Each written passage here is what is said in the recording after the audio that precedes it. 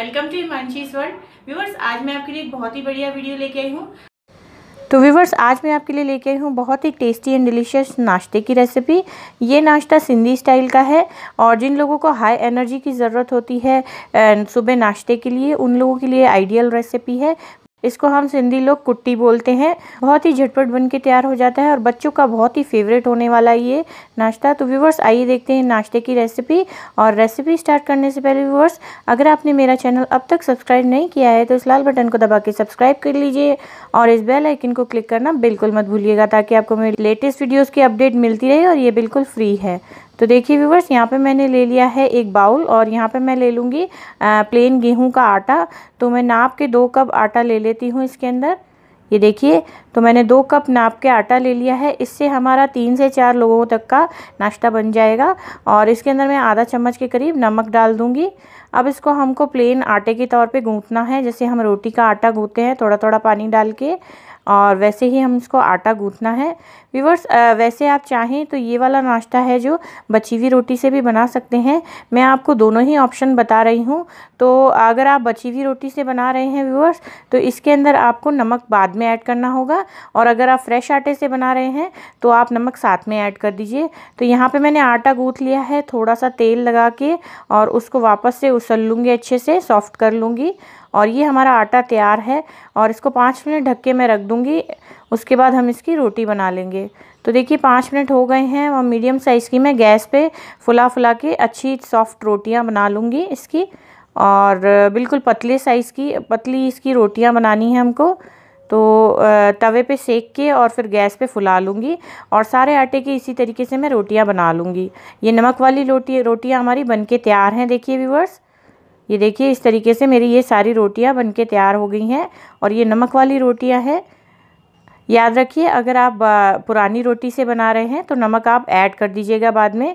यहाँ पे मैंने मिक्सी जार लिया है और ये छोटे साइज़ का मिक्सी जार है। अब मैं एक एक रोटी लूँगी और इसको इस मिक्सी जार में डाल के इसका चूरा बनाना है हमें। बहुत ज़्यादा बारीक नहीं, सिर्फ 2 से 3 ब्लिट्स में ही हमको इसका चूरा बन के तैयार हो जाएगा।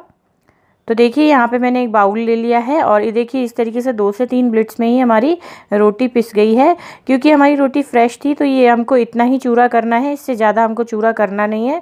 तो ये बहुत ही आसानी से पिस गई है, फ्रेश रोटी है। तो आप चाहें तो वैसे व्यूअर्स ये हाथ से भी कर सकते हैं प्रोसेस, लेकिन मिक्सी से एक जैसे टुकड़े होते हैं बिल्कुल, इसलिए मैं कर रही हूँ। तो इस तरीके से मैं सारी की सारी जो रोटी है उसका निकाल लूँगी। और बीच में आप ध्यान रखिए, इसको ढक के रखिए, नहीं तो रोटी जो है बहुत ही ज़्यादा ड्राई हो जाएगी आपकी।